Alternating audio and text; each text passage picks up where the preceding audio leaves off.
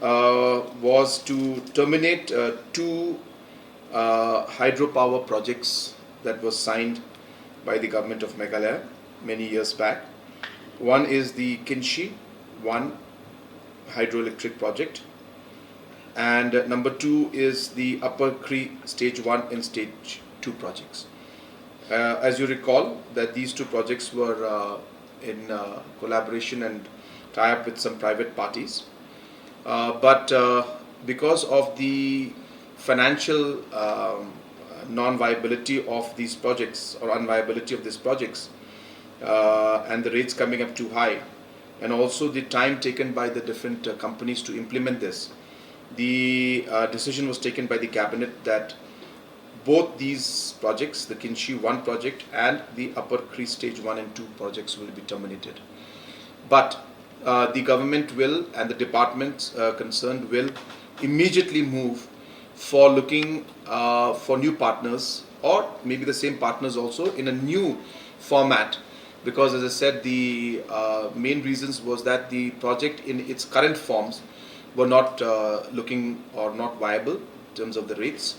But the new technologies that have come in, where pump storage and other facilities can be used, and also the combination of the water being released from one project and being used as a downstream for another project, like in the case of Upper Khri Stage 1, 2. The projects also need to be changed, and hence the government will immediately, the department will immediately work in that aspect, and we hope that very soon we'll be able to have the expression of interest to move forward with these projects in its new form. The technical viability of the project was impacted. The water level, they had studied again. In the initial stage, they had given a larger amount, but then later on, depending on the topography and depending on the water availability out there, the size of the project had to be reduced, and it came to a 270 megawatt project. And then after that, again, because of the fact that all the investments had to be made with a smaller project and a smaller size of the output, the viability of the project was not there anymore. So it was purely on the basis of technical viability. While we go for private parties to take up the projects, it's quite simple to give it to them. When the power is generated, we don't get much of it. We only get 12% as free power. The rest, if tomorrow the company comes and through the regulatory commission, if they say that you have to buy this power at 8 rupees, then we have no choice, we have to buy at 8 rupees.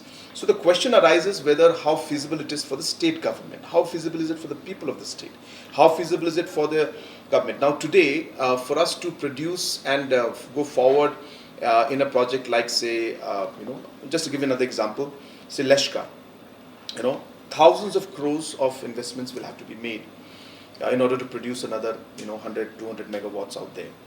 Now, that kind of investment being made, say, in a solar mission which we're doing at 500 megawatt, 500 crores, which we're going to implement in the next 5 years, are these going to be more beneficial?